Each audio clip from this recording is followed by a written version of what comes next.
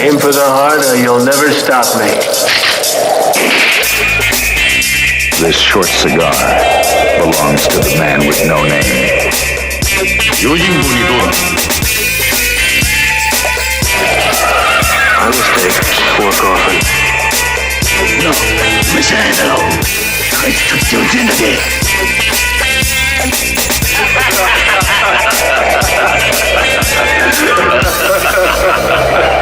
I don't think it's nice you laughing. Hey everyone, welcome back to Sleazoids, the podcast where we go down the rabbit hole of 20th century genre fare from the most influential canon classics to the trashiest exploitation films we can get our hands on, and invite you to tag along and help us in creating a canon of sleaze. Each week is a double feature grindhouse style where we discuss two films loosely related by subject, genre, actor, filmmaker, or franchise. And at the end of each episode, along with our honorary Sleazoids, which you can become by subscribing on Patreon, we decide on the official ratings and rankings for every film that we cover. Patreon subscribers also get an on-air shout-out and 2 bonus episodes a month, the first of which just dropped last week, and the second of which is coming up next week. So for the full experience, those 2 new episodes, and the warm feeling inside of supporting us, we highly recommend becoming a fellow Sleazoid over at patreon.com/sleazoidspodcast. And that, as always, is your plug for the week. I'm your host, Josh Lewis, and joining me, as always, is my co-host, Jamie Miller. Welcome back. Woo! So for all our free listeners, you guys would have last heard from us 2 weeks ago where we did a special Death Wish episode where we went back through the original 3 Charles Bronson films to coincide with the release of Eli Roth's remake, which, oh boy. A little disappointing, to say the least, I would say. So if you guys missed out on that, I'd definitely go back and check that out. It was a lot of fun. And for our patrons, you guys would have just heard from us last week where we did a mind-blowing David Cronenberg double feature of Scanners and Videodrome, which we got to see on 35mm print. In all its glory. In all its glory, Cronenberg's personal copies, and that was pretty wild. So if you want to hear that, again, you can just head on over to Patreon. But this week, moving on to this week, we've got a very special guest coming on over from the YouTube side of things. Joining us with 2 genre classics this week is Chris Stuckmann. Chris, how you doing?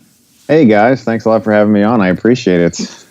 Yeah, no, it's great to have you on this week. So as is the case with guests on the show, we like to have them nominate the double features. Something, a lot of the time that's either personal to them or something that they feel they want to shine light on. So Chris, what have you brought with you this week, and why have you paired them together?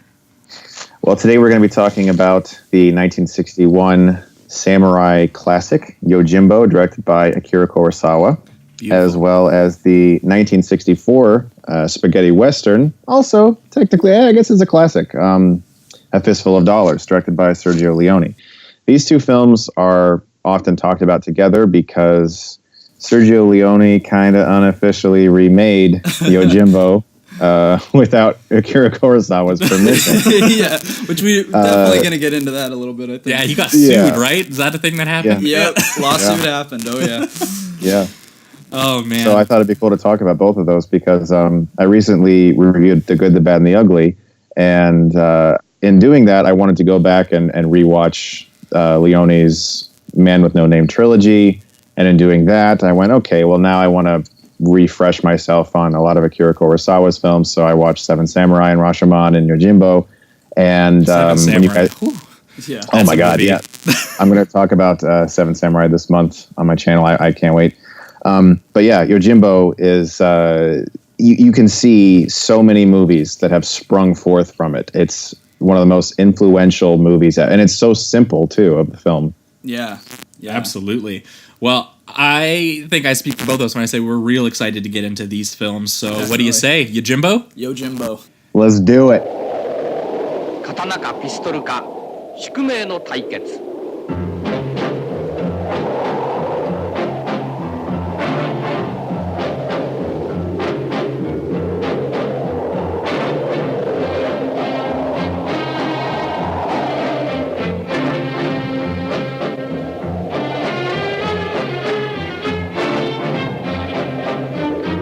あんまりこっちに来るんじゃねえ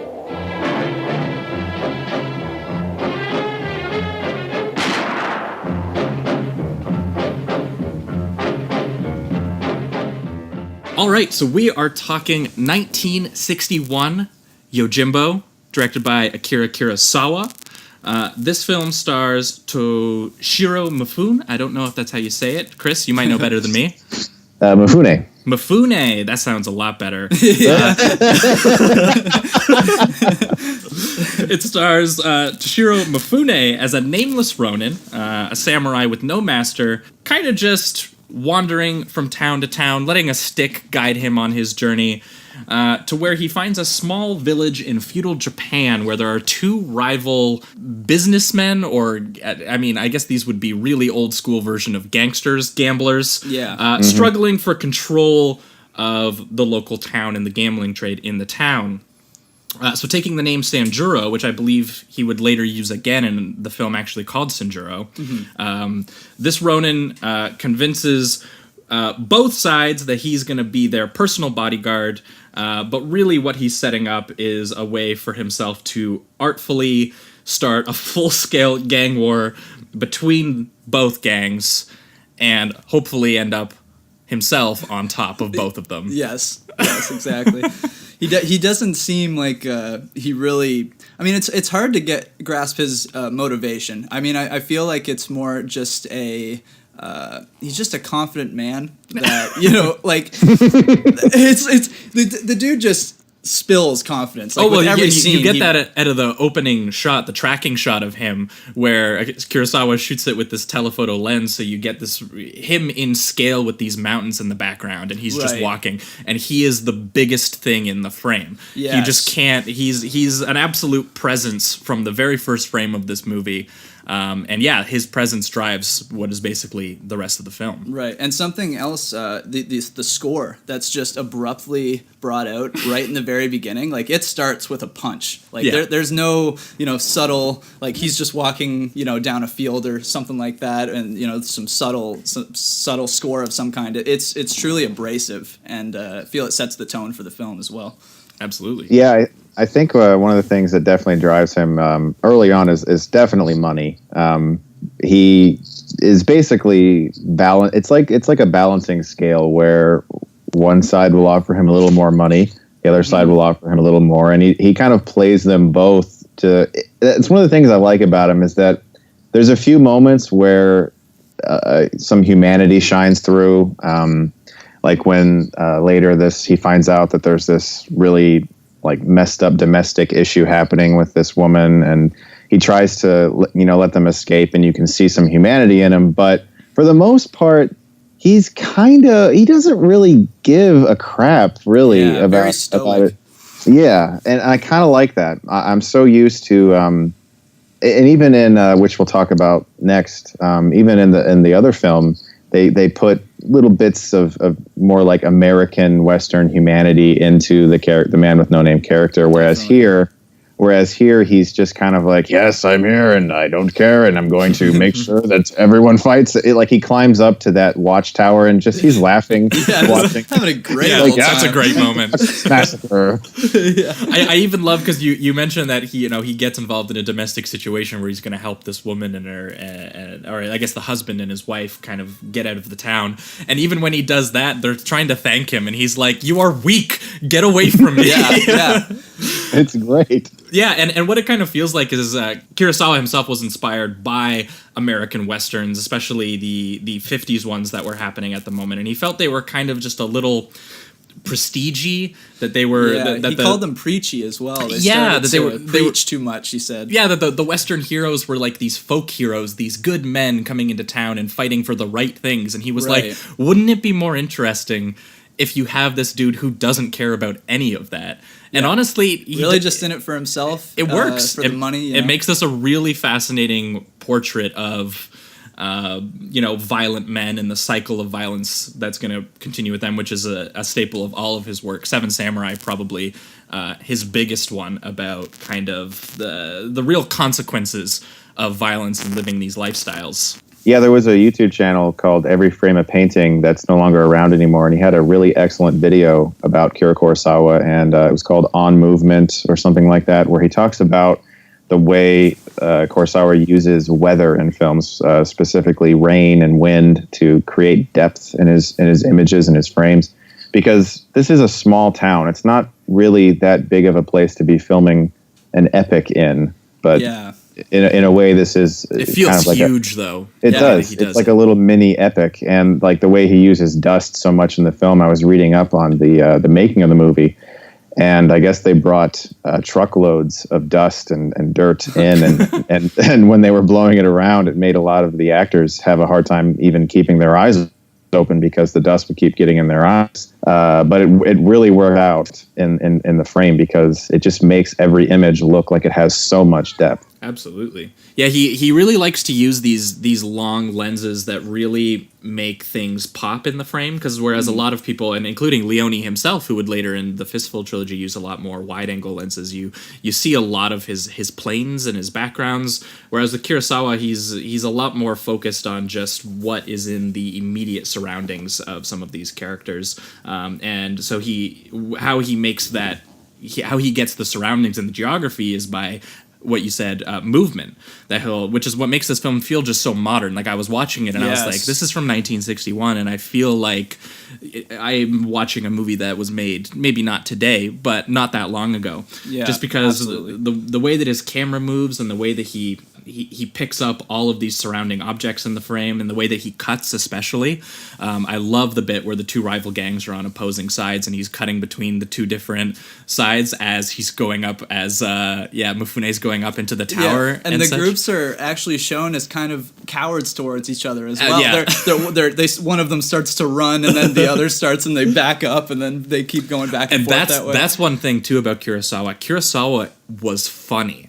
Which a lot of people, I think, because he's such this canon filmmaker that people look back on, and he made these black and white subtitled films. And they're gritty too.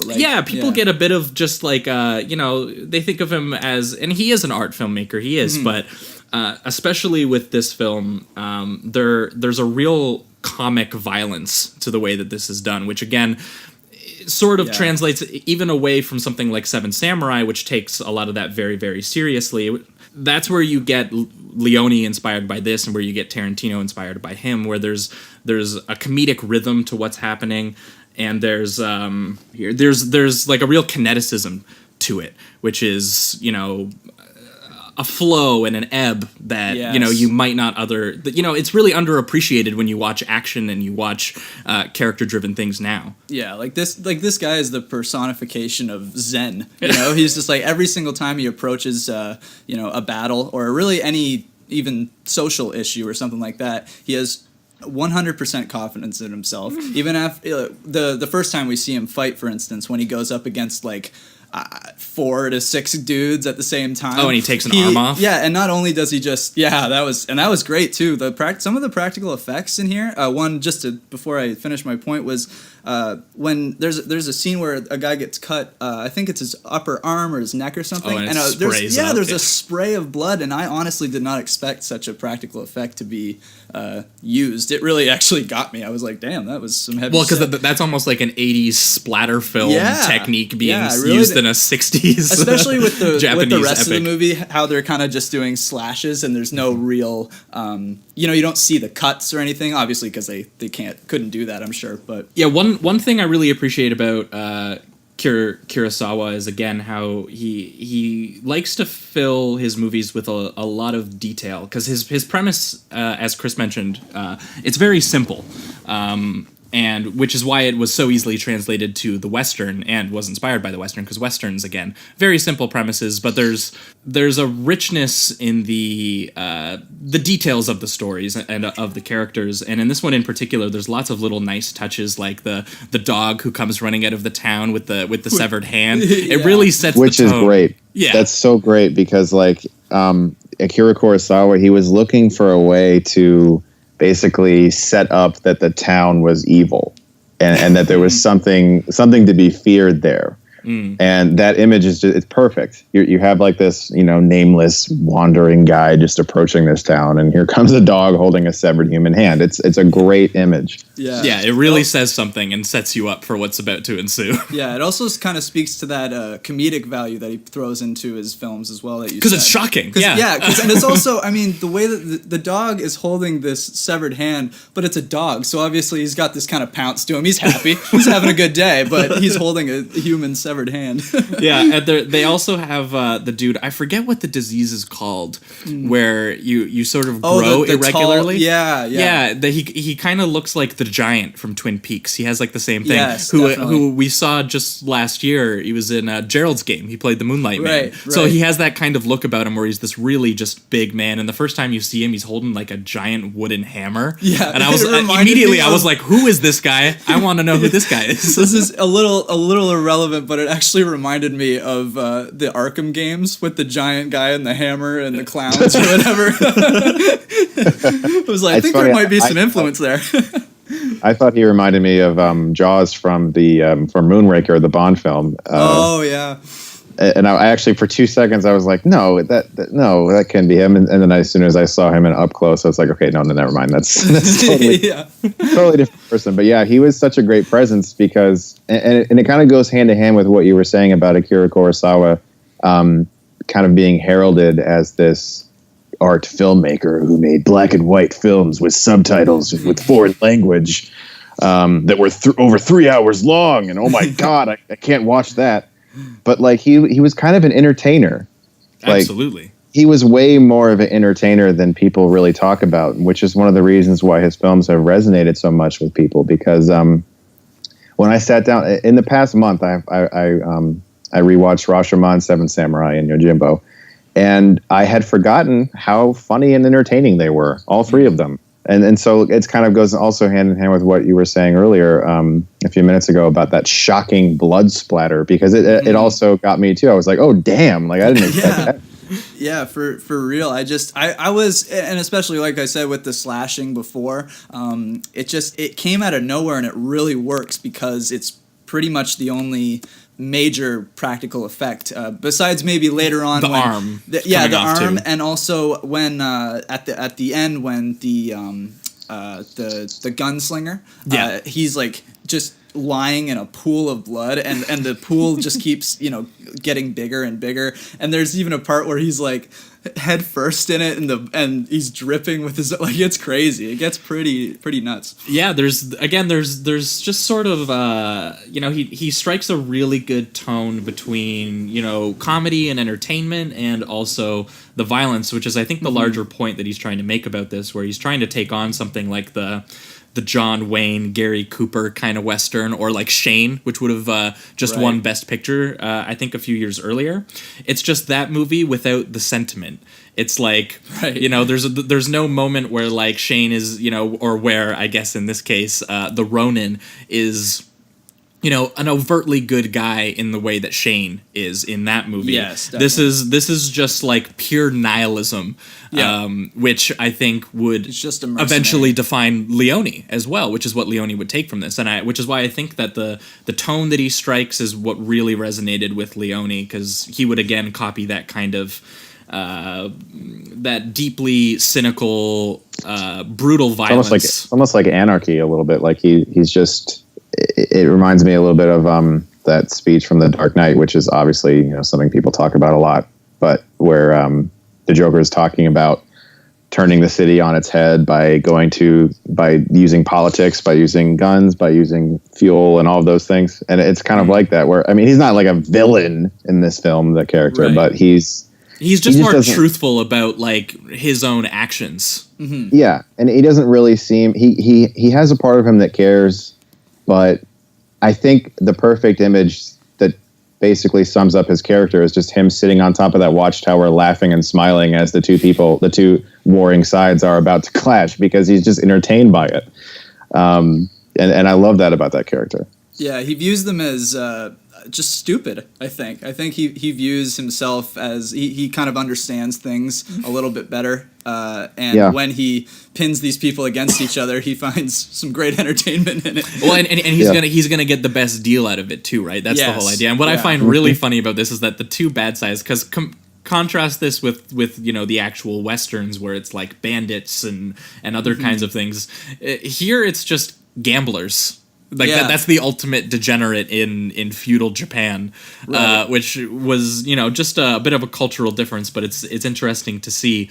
One thing I love that Kurosawa manages to sneak into his films too, and I think we'll get into it in A Fistful of Dollars, just because it's something you really can't translate to an American version of this, is this sort of switch in Japan to a more Western, modern Japan, which for him he symbolizes in the presence of guns in his films, which make a huge difference, because in Seven Samurai it's a really big deal because the other team has guns and he doesn't, and it's also made into a deal here where he's sort of meditating on the idea that the lone swordsman is sort of like antiquated, that he's not going to last much longer because soon there's going to be sort of like a democratized violence where everyone is going to have a very easy, less skilled version of killing each other. Yeah. Which is what is, one of the central villains of this film, who is the dude who only pulls out a gun through the center of his kimono, which I don't know exactly why he does that. Maybe it's his heart. But it was a compelling image to see that he would. And I got a bit of a sense that because they had that character use the gun, there was a lack of honor that character had, and some cowardice that came with it. Just because, I mean, he's maniacal. Yes, definitely. That one shot where the building's on fire and he just like turns and there's the big flame in the background and he just gives this big smile. I'm like, damn, you're an evil dude. Yeah, which somehow Kurosawa manages to very distinctively separate from the image of the Ronin laughing at the violence, because it's a very different kind of violence. Yes, very true. Because the Ronin, that's great. Yeah, the Ronin is like this sort of gang violence where they're going to take each other out is, it's a service to the town almost, and it's a service to me. Yeah. Whereas the violence by this dude is, let's just say not that, because I'm pretty sure he's burning down like just the other gangs, like brothel or home. Yeah, I think it's either the brothel or the place that they keep all the sake. The brewery. That's the word. Even more important. Yeah, exactly. Even more important. I love that. I love that bit where the dude's running through and all the sake is spilling out, and he's like, "Fill the holes!" I'm like, dude, it's like the flood. There's no way that you're gonna fill all. He's trying to like stuff himself in the holes. yeah, basically like shoving his head in there. Even the character with the gun. Even he. There's when he dies at the end. Oh, spoilers. 1961 spoilers, bro. Come on. Spoiler warning.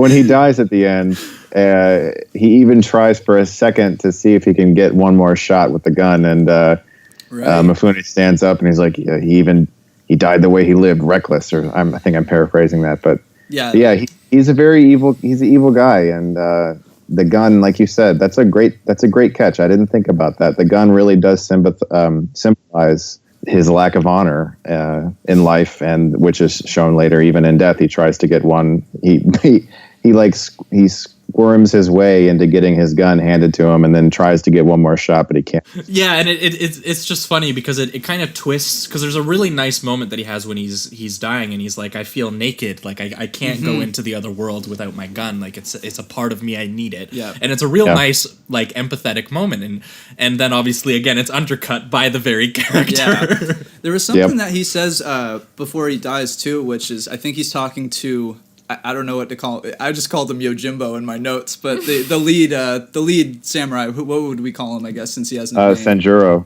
Okay. Senjuro. Okay, yeah, Senjuro. Or the nameless Ronin. Right. But he says to him, I will meet you at the gates of hell, which, for one, is the most metal line I've ever heard in my life. And two, I felt kind of like he looked at the Ronin as evil in a sense as well. Yeah, and equal. Aggressive, violent. Right, exactly. And I thought that was kind of interesting. Mm-hmm. Yeah. Yeah, because I love too that, you know, basically the whole movie ends up going down where there's these variation on this gang war happening, and he's sort of escalating it, and then he becomes part of it when he gets beaten up, and there's an awesome bit where he gets to travel through the coffin, which it's established earlier on that the coffin maker is the only man in town turning a profit, which again is just a really nice detail that really kind of sets up this whole thing. Definitely. But what he says, death and destruction has just happened for an hour. The town is ripped apart. You know, everything's on fire. Yeah, a few people have survived, and he has this great line where he's just like, "Now there will be quiet in this town. My work here is done. There's no rebuilding phase. It's just I'm out, yo." Yeah, you're welcome. I did it. Super smoothly. Now I can go on too, to another by the way. town. Yeah, exactly. It's like what exactly brings him to this is what I'm curious is. It's one thing that's not really discussed that much in the film is what made him a wanderer. You know, why at this age is he just kind of like this disgruntled guy who wanders through towns and says, "Yeah, I'll kill some folks here," and then wander to another one. I want to know a little more about his character, but I like that. I like you said, I like how it ends. He slices the ropes. He's like, "Yep, we're good," and he walks away. Yeah, no, I agree with you. I think that this will actually lead us into, so Chris, what we do at the end of these segments, actually, which is what we're going to get into now, we get into what we call the reductive rating round, which is where we take away all the words and nuance we just spoke about the film, and we reduce the film itself into a number between 1 and 5. Now, I know you do letters, so you don't have to participate if you don't want to. Oh no, totally. I can adapt easily. Well, this is what we do. Got a conversion chart and everything. You know? This is where we explain our rating a little bit when we give it. So for me, YOJIMBO is a super, super strong, but it's a 4 for me. Okay. And the reason is what Chris brought up, is that I really did feel like, and I like this very much in theory. I like what Kurosawa, how he's sort of meta taking on the Western genre and, you know, putting his own spin on it and commenting on it. But I really did feel like I needed something more from the character itself, which is why when I look back at something like Seven Samurai, the characters in that are so rich, and the commentary for me is even more rich. So I look back on that and I'm like, that's a 5 for me, so this one's going to be a 4. Chris? I will agree completely and also give it a 4 out of 5. I think that it's a visually stunning film, clearly influential. These are all things everybody already knows, but when you go back and watch it today, you really can see, wow, like I see every movie that's like this right now before my eyes in this beautiful black and white presentation, which, by the way, Akira Kurosawa's films are some of the best looking black and white films ever made. Absolutely. Yeah. His lighting and the shadows, oh my God. Yeah. Unbelievable. Yeah. So great. But for the same reason as you, I feel like I would have liked just a little more insight into what made him a wanderer. Why has he adopted this sort of, like you said, nihilist mentality where he doesn't really care either way? Because clearly something occurred in his life that has given him a little bit of humanity, because he lets the woman and the husband go, and he feels a little sympathy for him in a small way. And so there's a little window that you can peer into his soul there for a second, but for the most part, he's just this sort of badass guy, and I think Kurosawa was interested in that portrayal, and that's cool. But that's really it. This is a great film. But besides that one little point, it's great. Besides that, for sure. Nice. I'm actually gonna give it a 5. Oh damn! Now let me set a little something up here. This was your first Kurosawa film. Yes, I'm one of those guys that I didn't watch many older films. I mean, this podcast is truly a journey for me. So this was my first time being introduced to Akira. So I was blown away. I didn't expect what I saw. I loved every minute of it. I actually kind of like the mystery behind the character. I felt like it just. There's something just so intriguing about that concept of the man with no name, and having that mystery of him just walking into town, he does his thing, and then literally walks right out. Credits roll. You know, there was something about that I just. Oh yeah, those opening and loved. closing images are really strong. And just his confidence. I think there's one part in the film where he gets beat up pretty badly.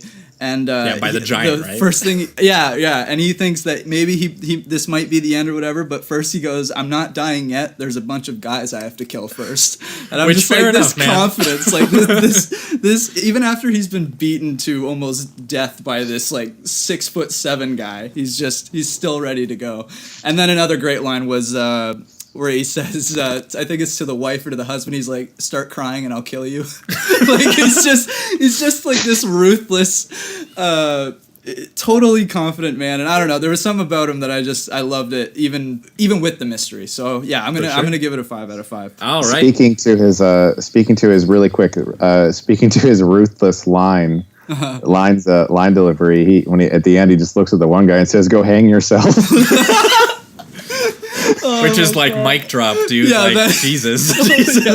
That dude, man, just ruthless. All right, well, that was YOJIMBO.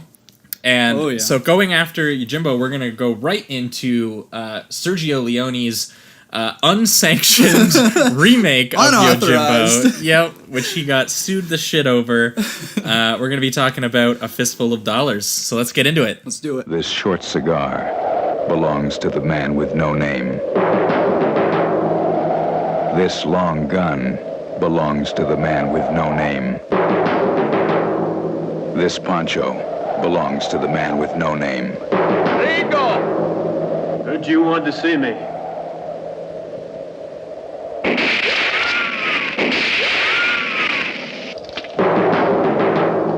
What's wrong, Ramon?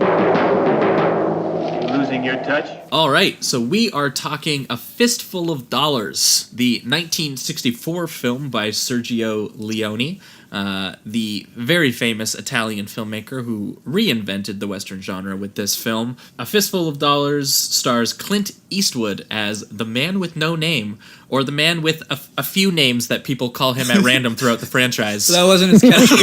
This is not quite as catchy. So they had it doesn't quite work as well.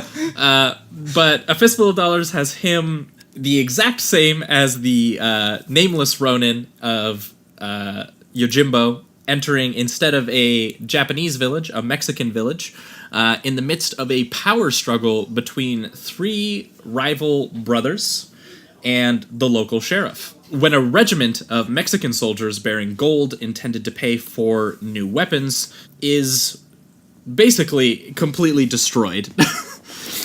So the nameless man, Clint Eastwood, he finds himself in this situation, stuck right in the middle of a weapons / I don't think it's a drug war, I think it's a weapons war. Yeah. Right in the middle of the Mexican government and the American government and Mexican gang and some other Americans. And he starts selling information to both sides for his own benefit. So loosely, this is the exact same movie as YOJIMBO beat for beat. Pretty much, yeah. Yeah. Even they got everything from like the dogs replaced with a guy on a horse. Yep. You know, like you just got. They got the coffin maker. They got the nice tavern owner. I even think they have the line where they're like that the coffin maker is the only guy making money right now. That kind of thing. So it's even they have a lot of tip of the hats to YOJIMBO. We'll call them that. Yeah. You could call it a tip of the hat. I call it a ripoff, but I mean, it's still a really good movie, though. I mean, like for what it is, it's not as good as for a few dollars more the next one. I wholeheartedly certainly agree. not as good as A Good, the Bad, and the Ugly, but it's still an entertaining spaghetti western. If only it said in the credits. Inspired by, then it would be like, okay, I feel a little better about this. Yeah, it kind of does leave a bit of a sour taste in your mouth. Like for me, when you watch them back to back, you're kind of like, oh, which I did. I think in the same day. So it was kind of like it really was watching the same movie again, but with just somebody different at the helm. They switched a few little things, but it's pretty beat for beat. And what's so fascinating about an American, I mean, I guess this is an Italian Western, but to see what is largely an Americanized Western remake of a Japanese film inspired by American Westerns, you kind of get something lost in the middle there. Where you're kind of like, the story works, don't get me wrong. For sure. And, there's some great spectacle in it, and the reason that this film, isn't dismissed out of hand as a remake is because the style was so hugely influential. For me, you get a glimpse at what Leone would basically eventually perfect. Yeah. This is a very bare bones Leone picture. Seems like everything too, like even the score, you hear the hints of things that are to come, and that defining Western score. Yeah, basically. Apparently Morricone actually just kind of used stuff he had already written, so it wasn't even written for the movie in particular. I mean, he wrote new stuff for the movie, but it was the main stuff was already just going around in his head. Okay. But then you move into a few dollars more, the direct sequel, like the Morricone score in that is just phenomenal. Like it's a huge upgrade. It's more mythical and operatic. And Leone is a lot more confident and assured as a filmmaker at that point. And the story too is better too. I mean, in the second one with a lot of really great little hidden themes, like Lee Van Cleef, the other bounty hunter, in that final duel towards the end, where you realize that that's his sister, and all these like great themes that are exploding in that movie. Again, we're talking about the first one, but I like seeing the evolution of Leone as a filmmaker. Watching this movie, the first one, you do see like all the little. It's like he's placing dominoes all around this this area that will eventually topple. But you're kind of it sounds like I like it. I do like it. I like it quite a bit. It's just. It's a little shameless. You kind of have to admit it's a little shameless. And it's just hard to watch it right after Yojimbo, where it's the exact same movie, because the basically the main thing that it does different, because even if it did something different with the character, maybe we'd let it slide more. But it basically wants to have the same comment. It just wants to be that mysterious, mythic kind of man. And it wants to make the version of Shane where the dude walks into the town, but just it's not sentimental. It's brutal. It's uncompromising. There's no real good guy. There's not even the bad guys. Everyone's kind of gray in these movies. And this was a really important development for the Western. Because at the time, everyone was kind of, again, as Kurosawa said, they were, I wouldn't say necessarily preachy, but they were getting a little full of themselves, the Western. They became the great American movie. And I think some people were starting to get bored by the people who, there were obviously great movies that fit that category, but there were too many people translating it into like really boring television shows at the time, where there was all these Western TV shows that were just hitting the same themes and the same things, and you're just like, how many times can you see the good guy, take out the bandit, and you say something different about it. So Yojimbo was a comment on that, and which makes A Fistful of Dollars its own comment on that, except it was more widely accessible to Americans at the time. But what Leone brings himself is a very different style than Kurosawa. He's obviously very inspired by Kurosawa, but he does these very sweeping, almost cartoony kind of editing, and the movement especially is different. He likes to use extreme close-ups in ways that a lot of filmmakers wouldn't have been doing at the time. They saved those for the big emotional moment. There's also a great part where at the end where the rifleman was shot. Ramon, I think is his name in the film. That sounds right. I think it's Ramon.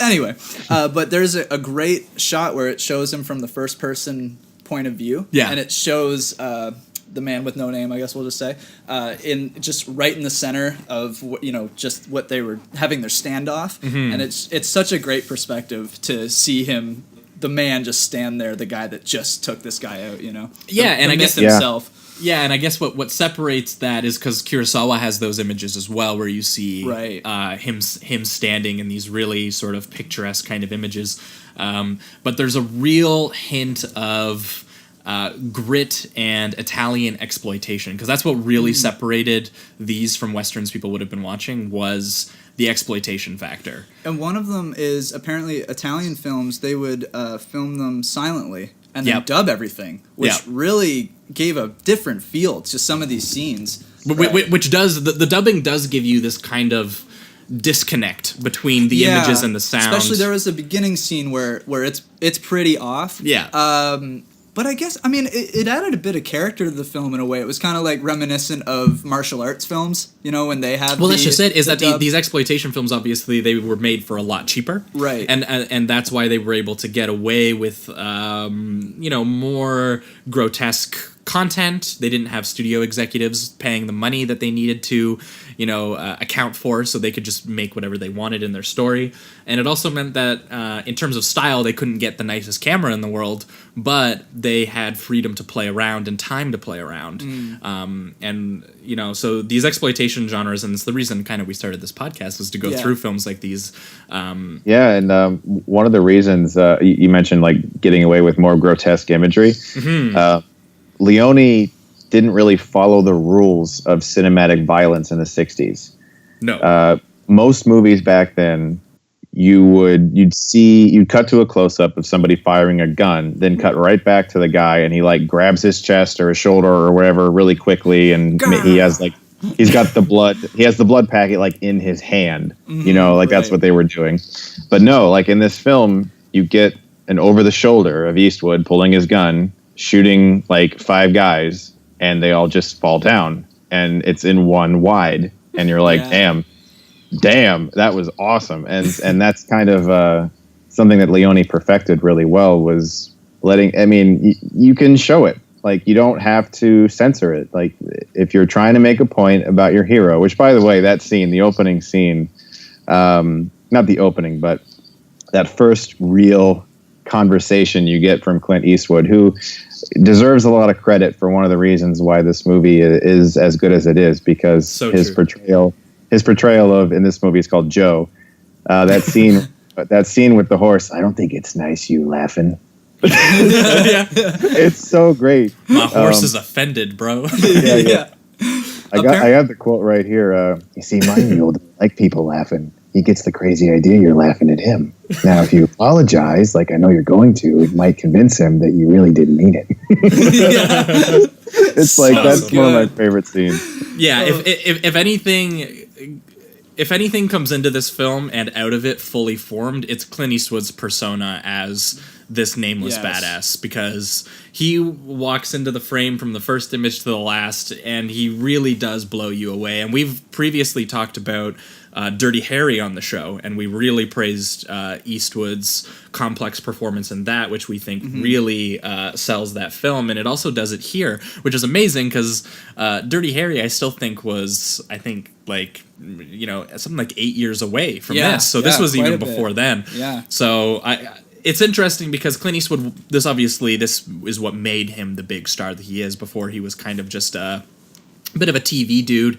And what was funny is, researching this film, I found out that they almost cast Charles Bronson. I was literally just about to say that. And I was like, what even would this be with Charles Bronson? Because we just did Death Wish, and I don't know, Chris, if you've seen the original Death Wish films, but Charles Bronson is pretty baffling in those films, and I almost can't even imagine I want to see him in this. Now. I mean, now, Leone did eventually cast him in Once Upon a Time in the West, so you do get an idea, but Bronson was a little bit more practiced at that point when he did that film. And he declined the film because he thought the script was bad, and which I find funny because he goes on to do Death Wish, which Death Wish is fun, but the script is not good in my opinion. Death Wish is like Charles Bronson kills people. The movie, like there's really nothing else to say in that sense. It is. I just found that amazing that he was like, no, the script's bad. I'm like, but you'll do trash like Death Wish? Okay, fair enough. Yeah, I was happy that Clint Eastwood, evolved. The character is used in each 3 films. The next 2 films, and the character evolves. The shooting evolves. The look evolves. The music, especially. But in this first one, you mentioned it earlier. It is kind of a bare bones look at what Leone could do. and Eastwood, to be honest, because Eastwood has a lot more range than this. We've seen that in movies like $1 Million Baby, but he's always sort of like kept in this box, and this is really and like the Gran Torino character, where he's get off my lawn. Yeah, he knows his persona and he knows how to play it. And that's something I've always liked about him, is that he doesn't seem pretentious really about his persona or who he is. I mean, he made like 85 Westerns, man. Yeah. I mean, Didn't he even say so many. that there was a lot of trouble with Dirty Harry? Because people didn't want to get casted in that, but he was like, I'll do Dirty Harry. Yeah, because he saw it. He seems like against the grain, Yeah, well, he saw it as the cowboy brought into the police force, right? Right. And I mean, props to him, because, he was still making Westerns all the way up until the 90s when he directed his own Unforgiven. And, some would say that's still among the best that there's ever been, because he was still complicating his own persona. And in Unforgiven, that was a case of him wrestling with a lifetime of being this basically a monster he saw himself as, which is a really complicated thing to do after that, obviously, in the 60s launches your entire career. So, props to Eastwood. The dude really was a true star. There's also and to see him swagger and grimace his way through this is pretty stellar to see. What was that? For sure. Well, there was, just because we were speaking on the casting, there was a guy, Richard Harrison. Do you know who Richard Harrison is? I don't know if I particularly know. No, I don't think so. Well, he was apparently offered the role, and he was the one to suggest Eastwood, and he said that perhaps his greatest role in cinema was suggesting Eastwood for this film. Oh, so I thought he changed cinema history. Yeah, like just by give him a call.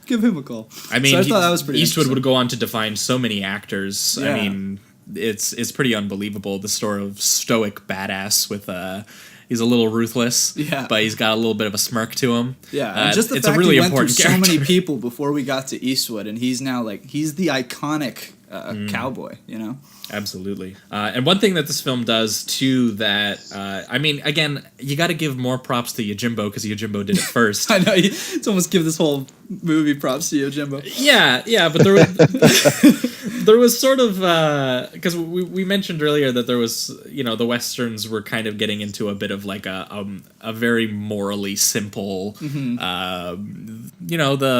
cowboy is the folk hero, the good guy. Whereas this sort of had a bit of more of a Vietnam era cynicism and nihilism to it, and this had a little bit more time to flesh that out, because Kurosawa might not have been interested in Vietnam commentary at that time, whereas some of these were a little bit more interested.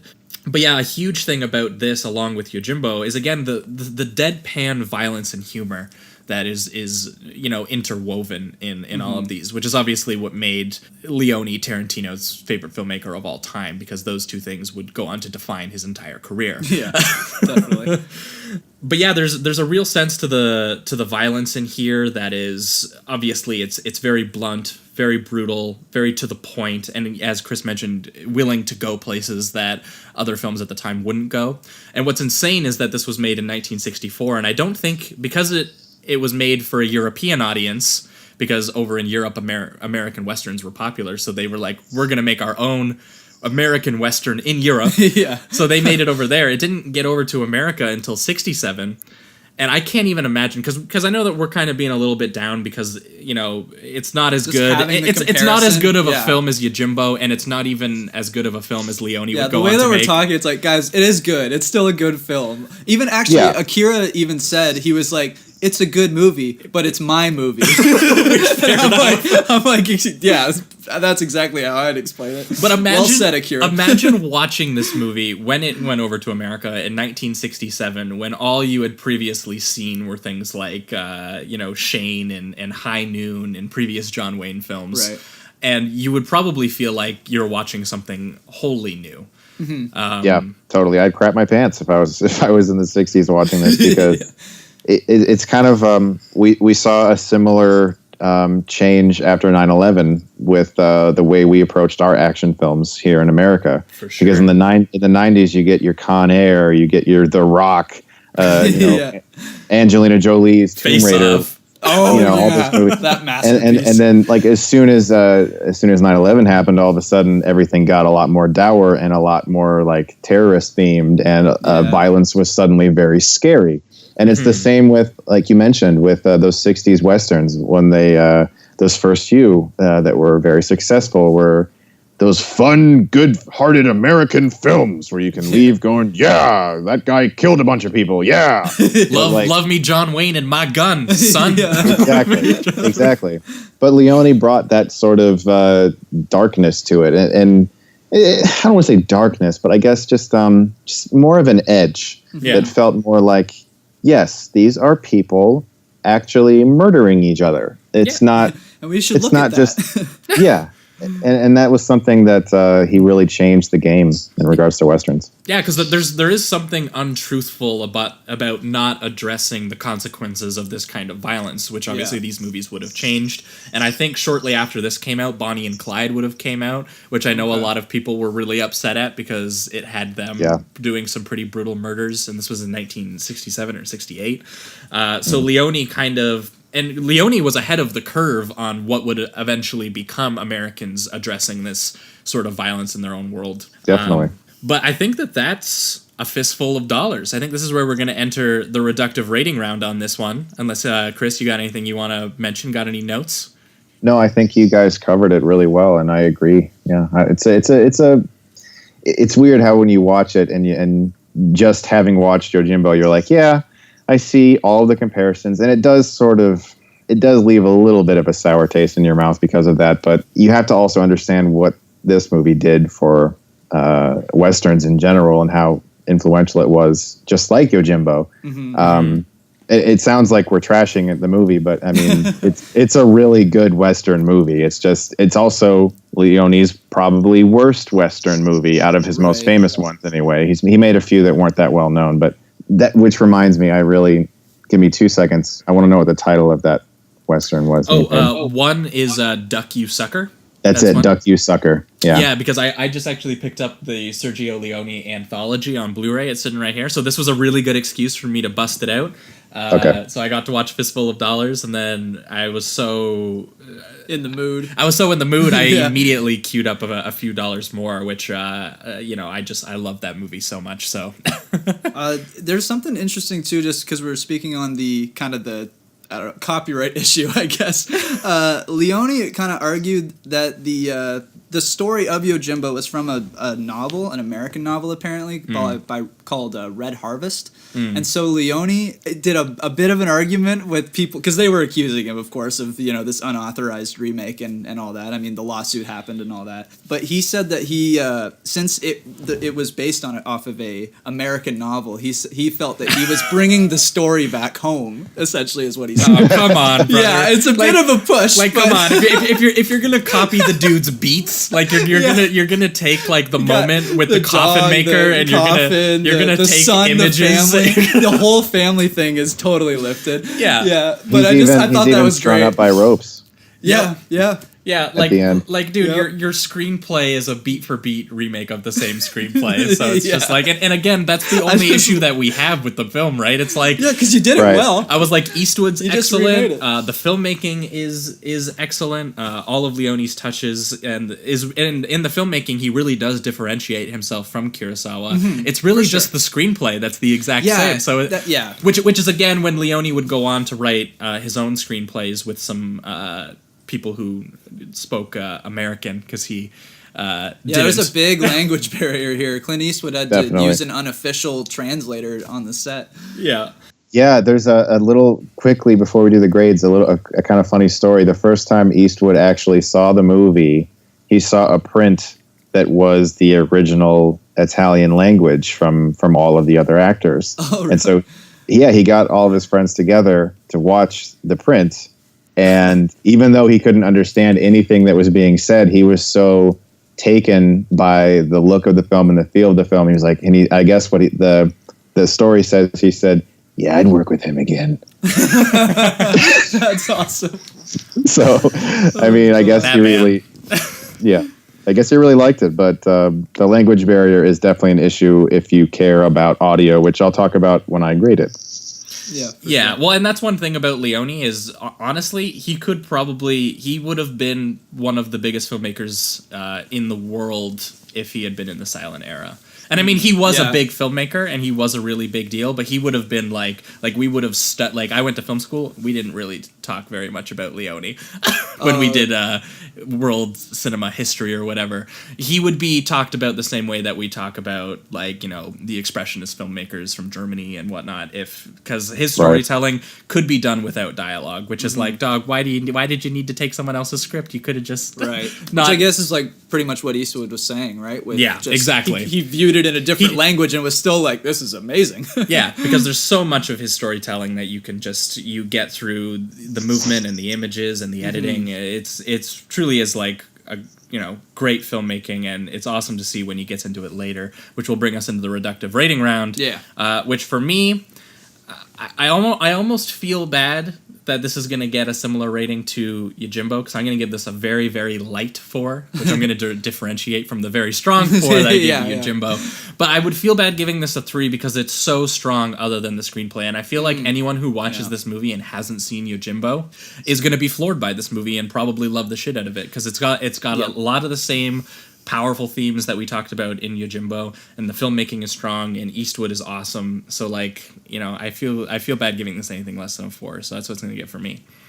Yeah, same with me, 4 out of 5. And one of my big issues with it is actually the audio. I as you said, it was overdubbed later, and when I watch a foreign film that has any type of foreign language, I prefer subtitled. I don't want to watch the dub. So, like, old martial arts movies, I try to track down the original language if I can, if it's not available. The only version I could find of this was the English dub version. And obviously you want to hear Eastwood speaking English, but everyone else I would have preferred to have subtitles. And I understand that that's not mainstream. And so we have this dub, and it did kind of get under my skin. This is the worst of the 3 for the dubbing. They get better and better as his films go along with that type of thing, but more money will do that. Yeah, that's absolutely true. But also, of course, the obvious Yojimbo comparisons kind of make me not be able to give it more than a 4. But again, like you said, it is extremely entertaining, and if you had never seen Yojimbo, you're going to watch this and be like, "Wow, that was a really entertaining Western movie." Yeah, for sure.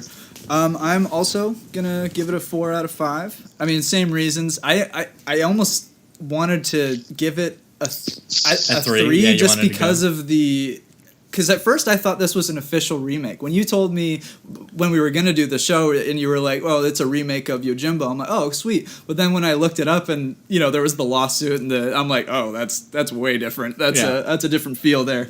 But like you guys said, the movie's just too strong. Like I could not feel good about giving it a 3, and I mean, hey, Akira gave it an okay. He just said it was my movie that you reviewed.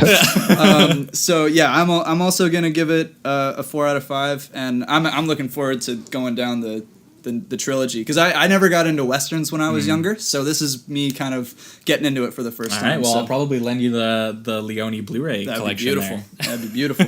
You're gonna have a blast, man, because each successive one gets better. Sweet. It's awesome. I'm very excited, very excited. So yeah, I'm going to give it a 4 out of 5. Sweet. All right, well, that was Fistful of Dollars and Yojimbo. Yeah. So, Chris, thanks so much for joining us this week and bringing us these films. It was a lot of fun to talk about them. A little sad that for Leone and Kurosawa, it ended up being maybe not the ones that we were the most hyped about for both filmmakers, but it was the first time we've talked about either of them, so it was really awesome for you to bring them on. Yeah. Oh, thank you, man. I appreciate it. It was really fun to talk to both of you guys about it, because classic films, to me, they sort of revitalize me a little bit, because there's only so many Strangers, Pray at Nights, and Hurricane Heists that I can deal with. I need to go home. Love that genre. Oh, yeah. I need to go home, and these films are kind of like medicine to me, to be honest. They kind of revitalize me and make me realize, yes, this is why I love movies. This is where my love comes from. And so it was good to take that trip down memory lane with you guys. Yeah, and it's, obviously it's a huge reason we started the show. We talk all kinds of classical films and exploitation films, and this was a good combo of both, I think. Yeah, definitely. Chris, this is the part of the show where we do plugs if you got anything to plug, and I think you got a big thing to plug.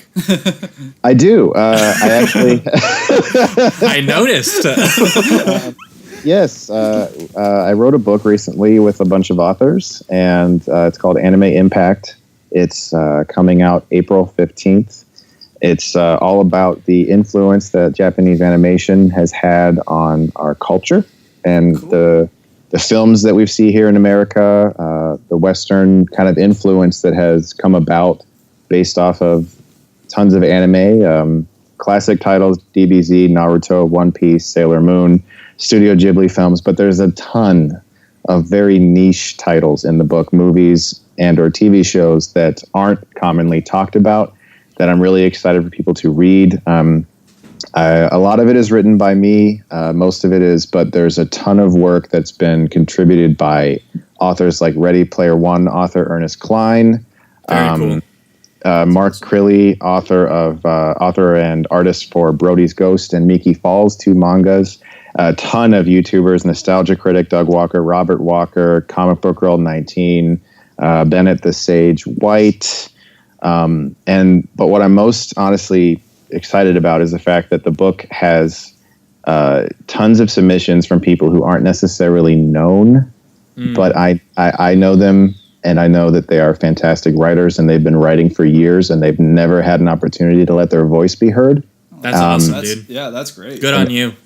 And they're included in the book as well. And honestly, they submitted some of the best entries. And my original kind of theory I had when I talked to the publisher was, if you talk to somebody who's wanted an opportunity for their entire life but never has been given that opportunity, they are going to try so hard to make the best work they can. And I was right. Those were some of the best entries I got submitted. So I'm really excited to share it with people.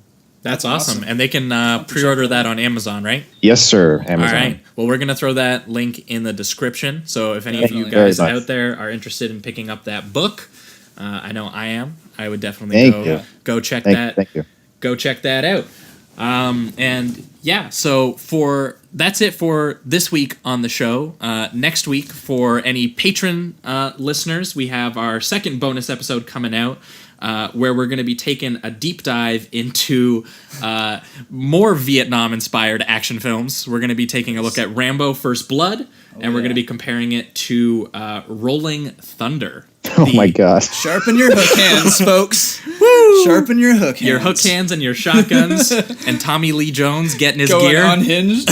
Craziness. Yeah, it's going to be a lot of fun talking about those. So if you guys want to hear that episode, you can go subscribe over on Patreon. And if not, you guys will hear from us again in 2 weeks' time, where we're going to be getting into some Verhoeven, I think, but we haven't exactly confirmed that episode. As always, you can find the show on Twitter at Sleazoidspod, and me at the Josh L. Jamie? And I'm at Jamie Miller ACAS, ACAS. Awesome. Again, thanks so much for joining us, Chris, this week. If you ever want to come on again and talk anime, we would definitely be down to do that. Oh, yeah. For sure. That'd be great, guys. Thank you very much. I appreciate it.